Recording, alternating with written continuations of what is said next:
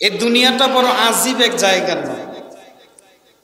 আমরা দুনিয়াতে এসেছি, আমাদেরকে সকলকে আবার এই জমিন থেকে চলে যেতে হবে। এই জমিন এমন এক আজীব জায়গার নাম যেখানে আসা যায় কিন্তু থাকা যায়, কথা বলতে হবে, আসা যায় কিন্তু থাকা যায়। কেউ যদি থাকতে চায় তাও কোনোদিন সম্ভব। তাহলে এই আজীব জায়গায় আমরা আসলাম কেন?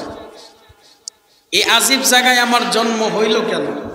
এই আজীব জায়গায় আমার চলাফেরা কেন, উঠা বসা কেন?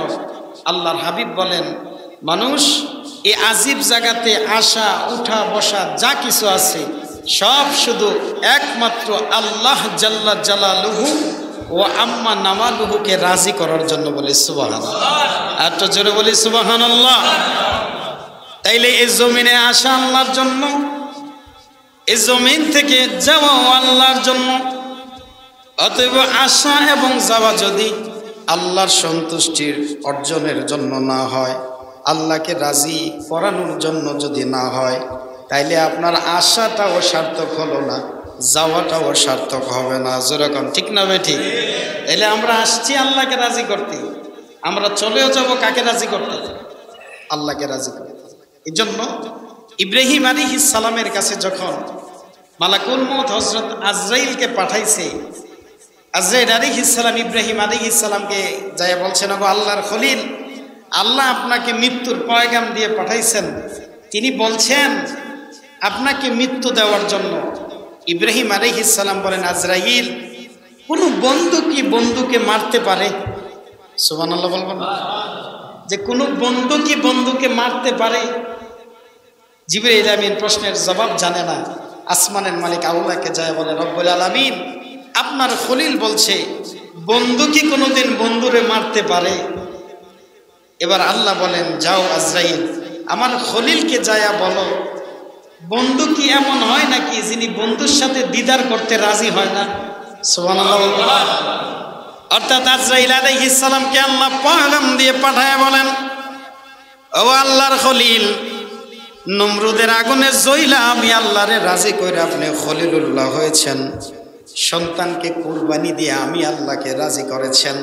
আমার ঘর বাইতুল্লাহকে বানায়া আমি আল্লাহকে রাজি করেছেন।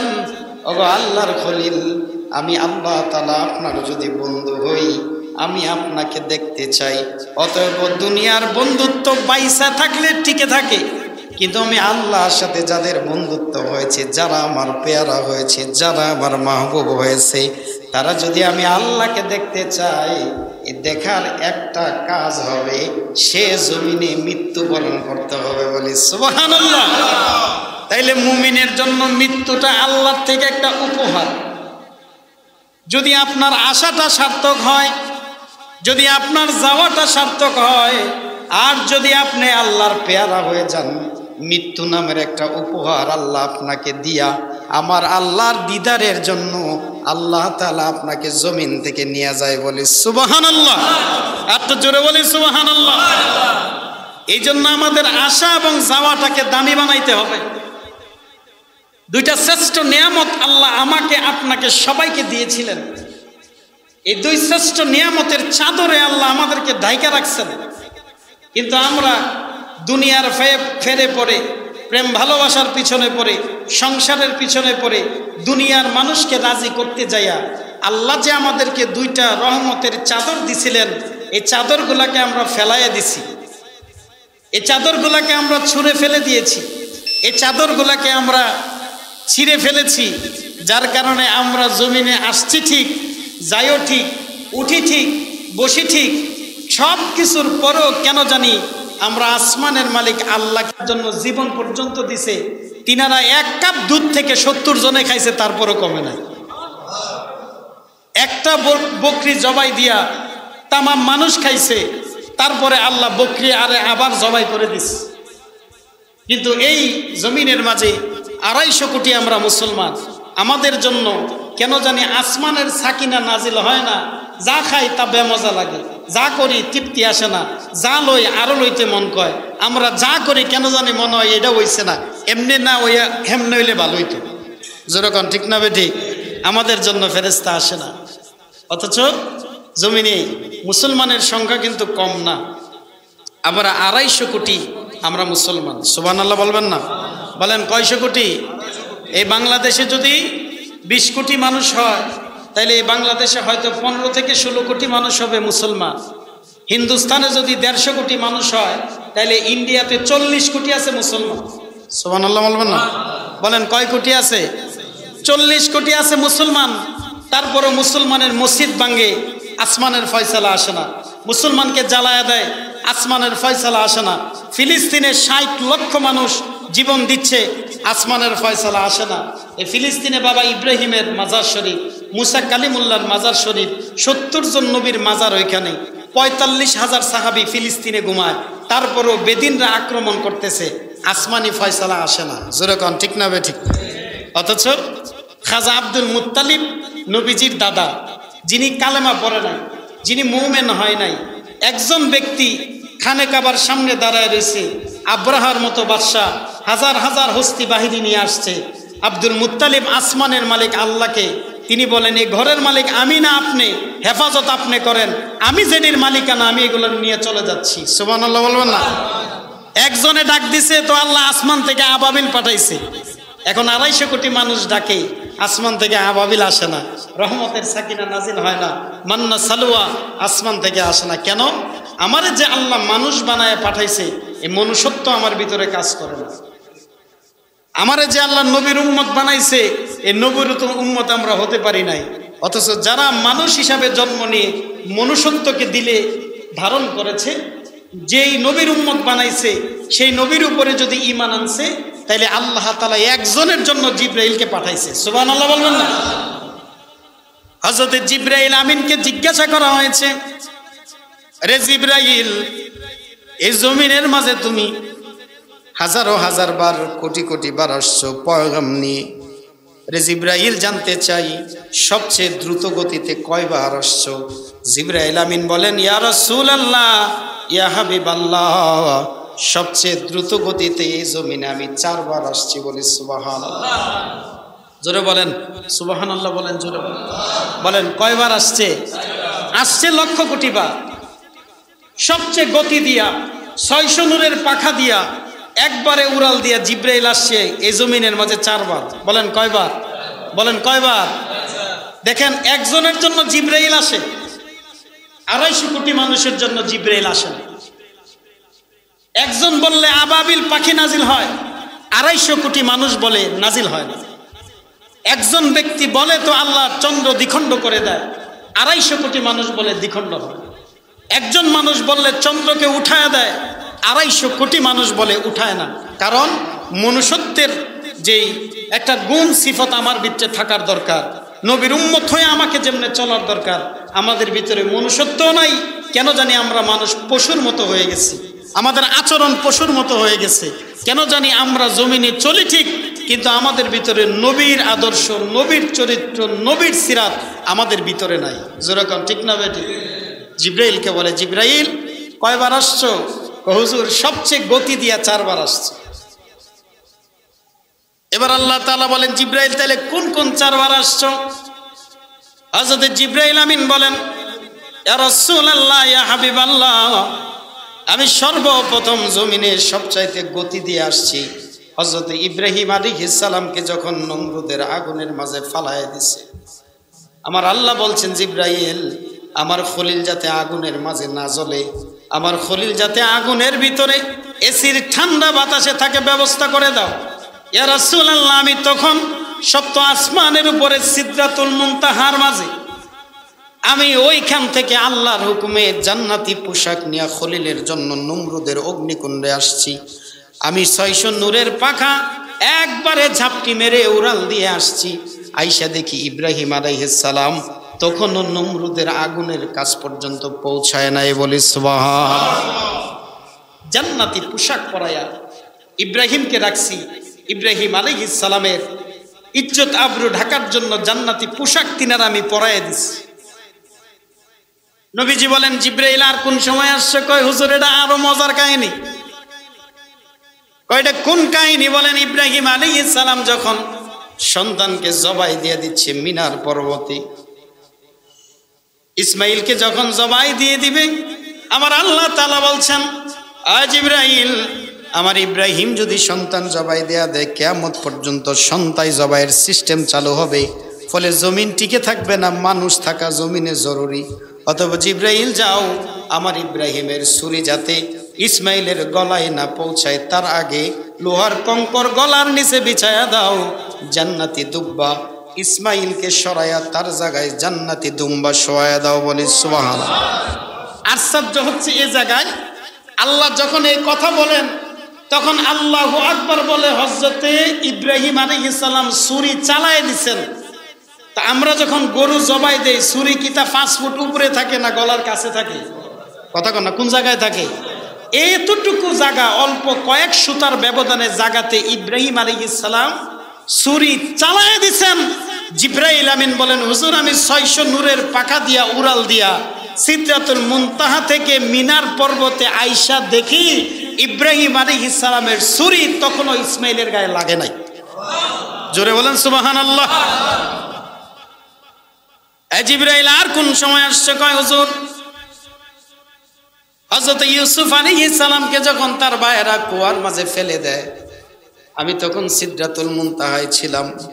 আমার আল্লাহ বলছেন, রে জিব্রাইল, আমার বন্ধু হবে ইসমাইল, আমার পয়গম্বর হবে ইসমাইল, তারে দিয়ে আমি জমিনকে টিকায় রাখবো, তারে দিয়া জমিনে আমি দিন প্রচার করব।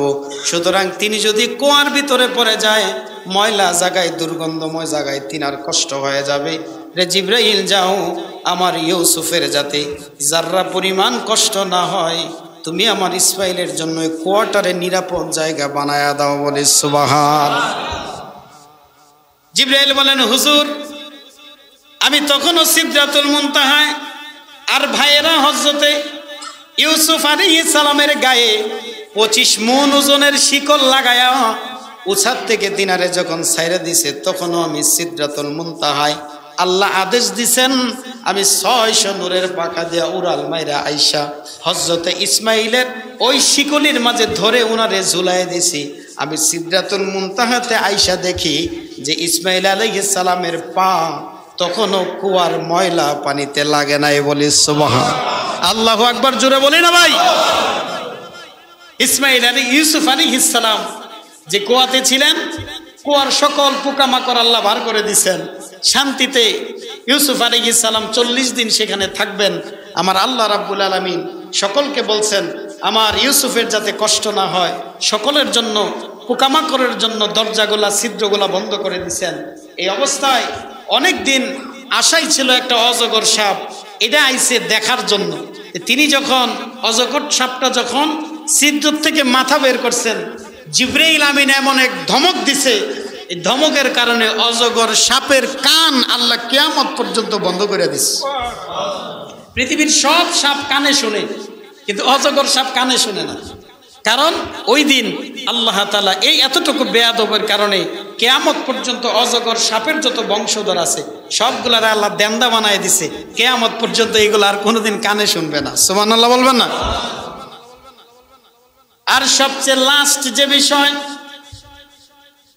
জিবরাইল আমিনকে নবী আরবি জিজ্ঞাসা করছেন, রে জিবরাইল, তিনবার তো বুঝলাম, চতুর্থবার কোন সময় তুমি সকল গতি দিয়া জমিনের মাঝে এসেছো সিদরাতুল মুনতাহা থেকে?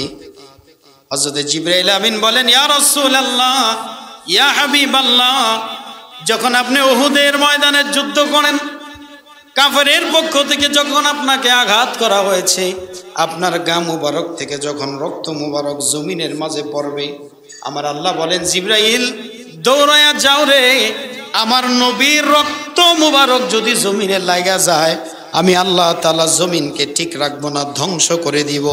এই কথা শুনে আমি সিদরাতুল মুনতাহা থেকে 600 নূরের পাখা দিয়া উড়াল দিয়ে আইসা নবীজির গা মুবারক থেকে রক্ত পড়ার আগে আগে আমি জিবরাইল আমিন উহুদের ময়দানে আমি আমার হাতটারে রক্তের নিচে দিয়ে দিছি।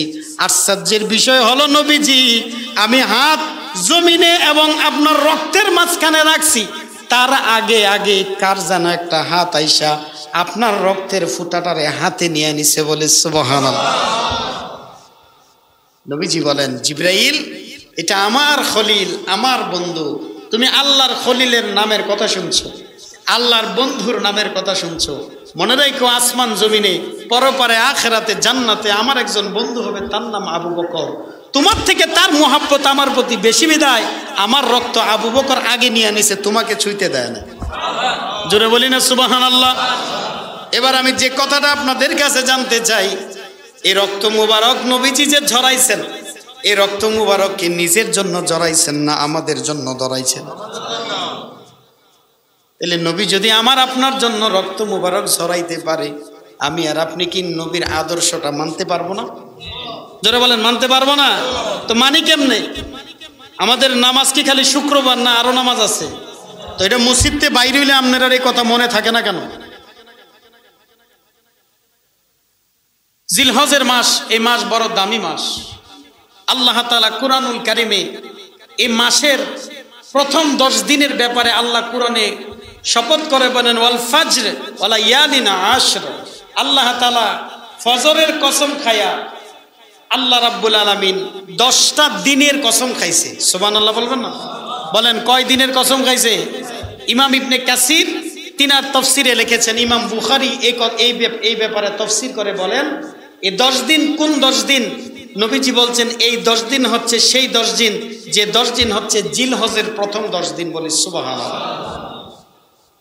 লাইলাতুল কদরের থেকেও এই 10 দিনের মূল্য বেশি। এই 10 দিনের একদিন রোজা রাখবেন 1 বছর রোজার সমান। সুবহানাল্লাহ বলবেন না?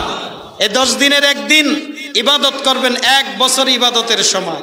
এই 10 রাত জেগে থাকবেন 10 লাইলাতুল কদরের সমান। সুবহানাল্লাহ বলবেন না? আল্লাহ তাআলা এই 10টা দিনের কসম করে, ফজরের কসম করে আল্লাহ তাআলা কুরআনুল কারিমে আমাদেরকে কথাগুলো জানায় দিচ্ছেন। আল্লাহর হাবিব জিজ্ঞাসা করেন, আল্লাহ এই 10 দিনের কসম কেন খাইলেন? ওই হুজুর এই 10 দিন তো লাইলাতুল কদরের থেকে দামি, এজন্য আমি আল্লাহ তাআলা এই 10 দিনের কসম খাইছি। বলি সুবহানাল্লাহ। আল্লাহ শুধু এতটুকু কথা বলে নাই, আল্লাহ তাআলা এই জমিনে 12টা মাস দিছেন, 365 দিন দিছেন। আল্লাহ তাআলা এই 12 মাসের মাত্র 4টা মাস এমন আছে যে 4 মাসে আল্লাহ আমাদেরকে অপরাধ করতে নিষেধ করছে। সুবহানাল্লাহ বলবেন না? গুনাহ করতে, অন্যায় করতে, গালমন্দ করতে, সিটারি বাটপারি করতে আল্লাহ আমাদেরকে 4 মাসে নিষেধ করছেন। তার মাঝে একটা মাস হচ্ছে জিলহজ, আরেকটা গত মাস যেটা গেছে জিলকত, আরেকটা হচ্ছে মুহররম, আরেকটা হচ্ছে রজব। এই 4 মাসে আল্লাহ আমাদেরকে তামাম গর্হিত অন্যায় থেকে আমাদেরকে বেঁচে থাকার জন্য আদেশ করছে। সুবহানাল্লাহ বলবেন? আল্লাহ তো আদেশ করছে, কিন্তু আমরা পয়রা দেখি আল্লাহ আদেশ করে নাই, যেন আল্লাহ তাআলা আমাদেরকে অনুরোধ কইরা বলতেছেন, যেন তিনি আমাদেরকে রহমতের দরজাগুলা খুইলা আমাদের কাছে বসে আছেন যে বান্দা রহমত দরকার, আমার কাছে চা, আমি তোরে রহমত দিব। সুবহানাল্লাহ। তিনি যেন আমাদেরকে অনুরোধ করতেছেন, বান্দা এই 4টা মাস অপরাধ করিও না, অন্যায় করিও না, জুলুম করিও না, পাপাচার করিও না, বায়ে বায়ে হানাহানি করিও না, স্বামী স্ত্রী ঝগড়া করিও না। এই 4টা দিন জুলুম পাপাচার করিও না, সিটারি বাটপারি এই 4 মাসে করিও না। কেন? আল্লাহ তাআলা বলেন এই 4টা মাস আমি আল্লাহ তাআলা তোমাদের জন্য দামি বানাই দিছি। বলি সুবহানাল্লাহ। আর একটু জোরে বলি না সুবহানাল্লাহ? এই 4 মাস আমাদেরকে অন্যায় করতে আল্লাহ নিষেধ করছে, কিন্তু কেন জানি মনে হচ্ছে আমরা মানুষ হিসাবে মনুষ্যত্ব হারায় ফেলছি বিদায়, নবীর উম্মত হয়ে আদর্শ মানি না বিদায় আমাদের কাছে মনে হয় এই 4 মাসে আমরা ঝগড়া বেশি করি। ইমাম আজম আবু হানিফা রাহমাতুল্লাহ আলাইহি এবং অন্যান্য ইমাম সহ বিশেষ করে ইমাম আহমদ রেজা খান ফাজরে বেরেলবি আলা হযরত রাহমাতুল্লাহ আলাইহি তিনি তিনার ফতোয়াতে বলছেন যে মুহররম মাস এত দামি, এ মাসে হাসনাইন কারিমাইনের মূল মুখপাত্র হযরত হুসাইন শাহাদাতের পেয়ালা গ্রহণ করেছেন। আর অন্যায় তো করিও না, এ মাসে আনন্দও করিও না। সুবহানাল্লাহ বলবেন না?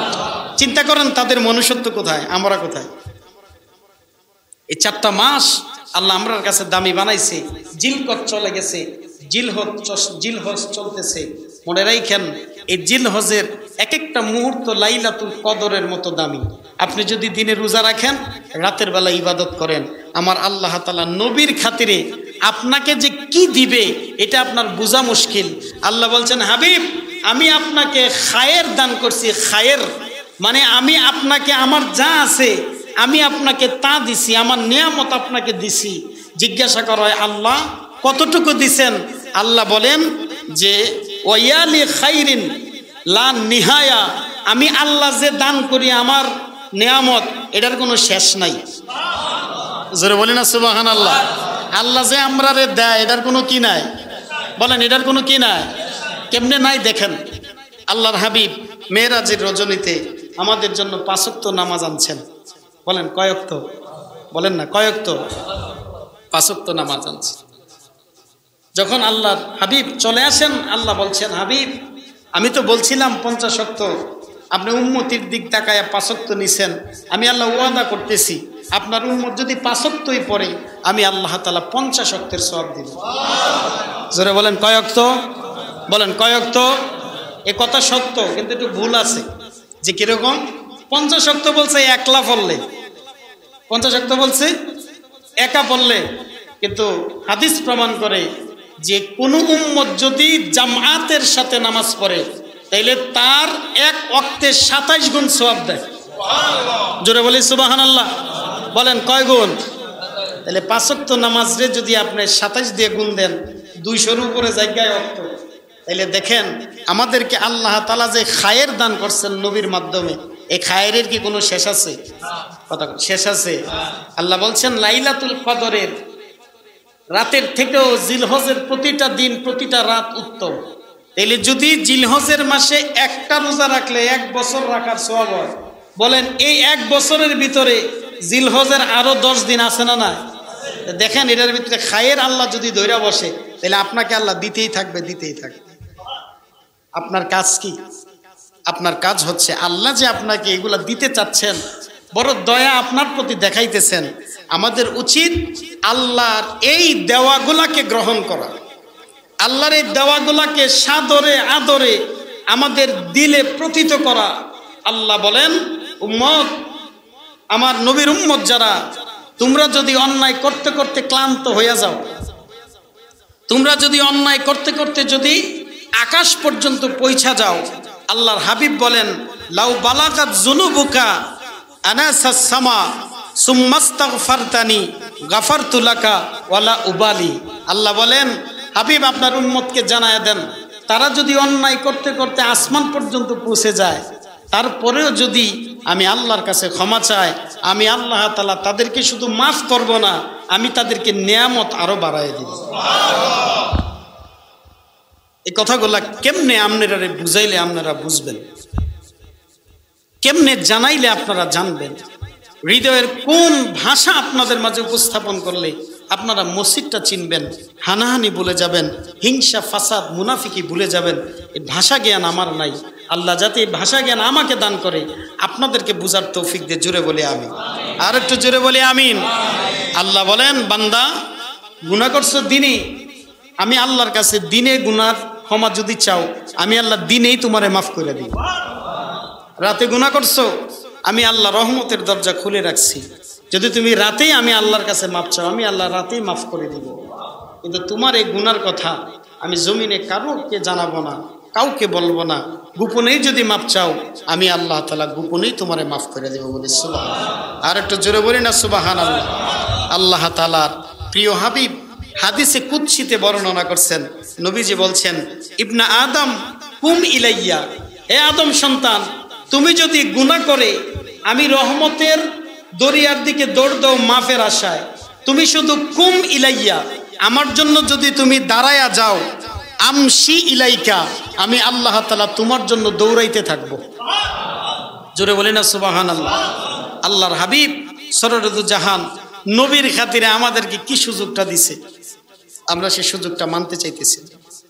আল্লাহ বড় মায়া করে শেষ রজনীতে আমাদেরকে ডাইকা ডাইকা আল্লাহ আমাদেরকে এটা বুঝাইতে চায় যে বান্দারে অন্যায় করছো, অপরাধ করেছো, হাজারো কিছু করেছো, আমি আল্লাহর রহমতের থেকে বেশি কোনো করতে পারো নাই, অতএব আমি আল্লাহর কাছে ক্ষমার দৃষ্টি যদি তুমি চাও, যখনই চাইবা আমি আল্লাহর রহমতের দরজা নিয়ে তখনই দাঁড়ায় থাকবো। জোরে বলি না সুবহানাল্লাহ।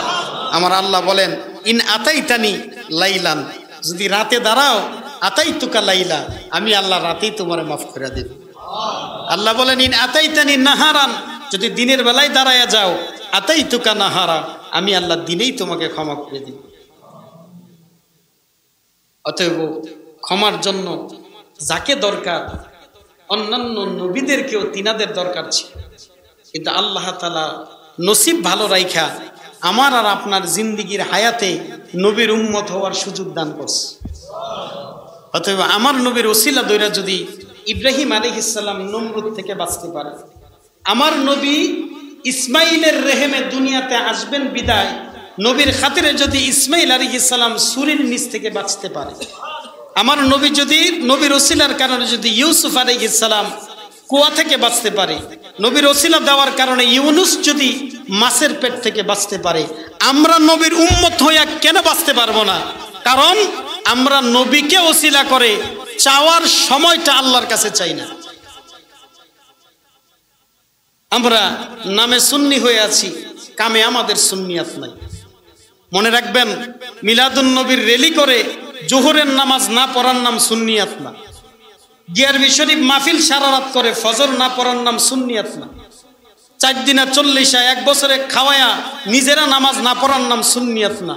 সুন্নিয়াত ওই ব্যক্তিকে বলে যে হার ইবাদতে নবীর আদর্শকে মানে এবং আল্লাহর কাছে কবুলিয়াতের জন্য রেলি করে, গিয়ারবি শরীফ করে, মানুষদের খাওয়ায়, এটার নাম সুন্নিয়াত। যেরকম ঠিক না বেটি? আমরা মাঝে এটা নাই। সব আদর্শ বলে, মনুষ্যত্ব বলে আমরা সকলে বেদিন হয়ে জমিনের মাঝে চলে আছি। আমি যদি এই সমাজের যুবকগুলা, দেশের যুবক ইউথদেরকে যদি দেখি, তারা এখন দাড়ি রাখে অল্প বয়সে। যদি একজন যুবককে দাঁড় করায় জিগায়, দাড়ি যে রাখছো কাকে রাজি করার জন্য? সে একবারও বলবে না আল্লাহকে রাজি করার জন্য দাড়ি রাখছে। সে রাখছে কেন? খেলোয়াড় দাড়ি রাখে, সে দাড়ি রাখছে। নায়িকা দাড়ি রাখছে, সে দাড়ি রাখছে।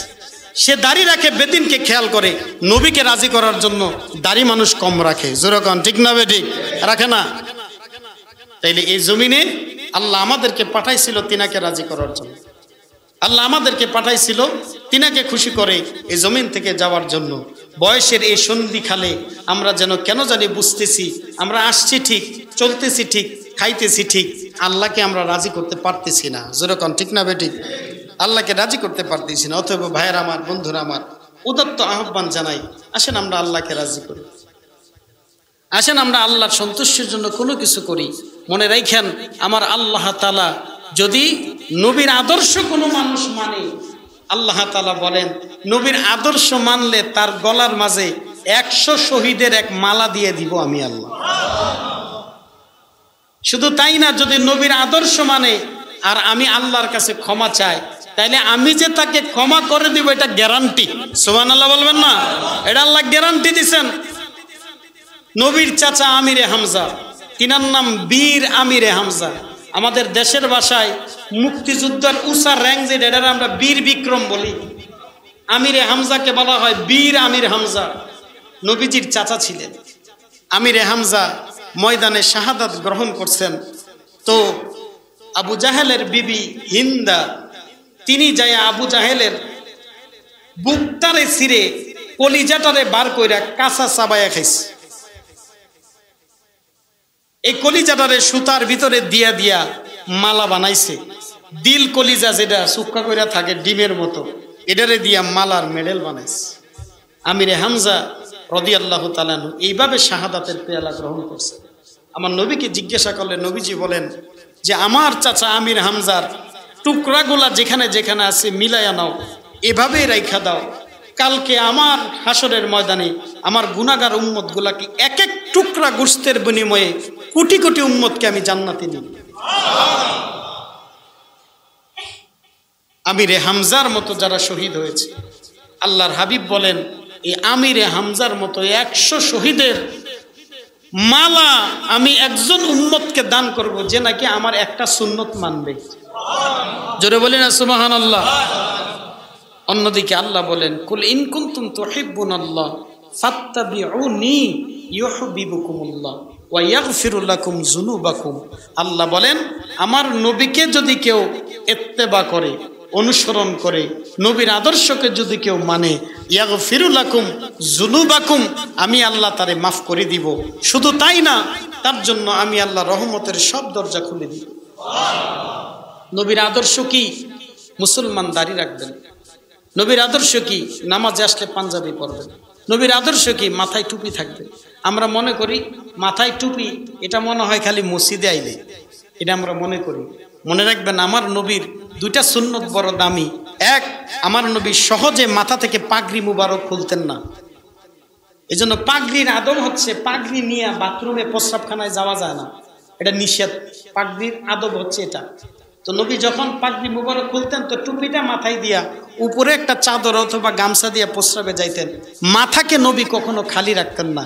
তো নবীকে জিজ্ঞাসা করলে বলা হয়, একটা মানুষের সবচেয়ে দামি জিনিসের নাম টুপি, দামি জিনিসের নাম মাথা। সুবহানাল্লাহ বললেন না? আচ্ছা বলেন তো, দামি জিনিস কি ঢাকা থাকে না খোলা থাকে? কথা, ঢাকা থাকে না খোলা থাকে? আমরা বাংলাদেশের সবচেয়ে বেজ্জতি কি, কেউরে যদি জুতা দিয়ে বাড়ি দেয়, এটা বেজ্জতি। অথচ এই জুতাও এসি রুমে সাজায়া বিক্রি করে। আর যে জিনিস সবচেয়ে দামি টুপি, এটা রাস্তার গলিতে গলিতে বিক্রি করে। কারণ মনুষ্যত্ব বলে যে শব্দটা, এটা আমরার ভিতরে নাই। যেরকম ঠিক না বেঠিক? অথবা দামি জিনিস মাথা, এই জন্য নবী এটারে সবসময় ঢাইকা রাখতেন। এই জন্য আমরা টুপি যেটা, এটা শুধু জানাজার নামাজের জন্য না। টুপি যেটা, এটা শুধু মসজিদে 5 ওয়াক্তের জন্য না। খোদার কসম, আপনি দাড়ি রাখেন, আপনার মাথায় টুপি দেন, পাগলও সালাম দেওয়ার চেষ্টা করবে আপনাকে। কেন? দাড়ি এবং টুপি মানুষের ইজ্জত বাড়ায়। সুবহানাল্লাহ। আর যুবক ভাইরা সহ আমার মুরব্বী বাবাদেরকে এই এতটুকু কথা, আল্লাহ আজকের এই আলোচ্যের মূল বিষয়, আল্লাহ বলেন ওয়াল ফজর, ফজরের কসম করে আল্লাহ বলছেন যে ফজরটা বড় দামি। আপনার জীবনে যদি উন্নতি না আসে, সংসারে যদি শান্তি না আসে, ব্যবসায় যদি উন্নতি না হয়, আপনি কোনো কর্মে যদি মজা না পান, আমি চ্যালেঞ্জ করতেছি 40 দিন লাগাতার বাজামাত ফজরের নামাজ আপনি পড়েন। আমার আল্লাহর হাবিব বলছেন, মান সাল্লাল ফাজরা ফাহুয়া ফি জিম্মাতিল্লাহ, যে ব্যক্তি ফজরের নামাজ পড়ে আল্লাহ তাআলা তার জিম্মা নিয়ে আনে। আমরা যারা নেতা অনুসরণ করি, যদি নেতার কোনো একটা কর্ম আমরা করি, যা তিনার জন্য যদি আমি কাউকে মন্দ বলি, তিনার জন্য যদি এটা ভালো কাজে করি, তাহলে তিনি বলে, এই আনাস মিয়া, তুমি আমার জন্য কাজ করছো, আমি তোমার লগে আছি। তো দুনিয়ায় তার কোনো ভয় নাই। আল্লাহ বলেন, বান্দারে তুই যদি ফজর পড়স, আমি আল্লাহ তোর সাথে আছি, তোর জিম্মা আমার হাতে। ওর আফসোস, যুবকরা এখন ফজরে ঘুম থেকে উঠে না।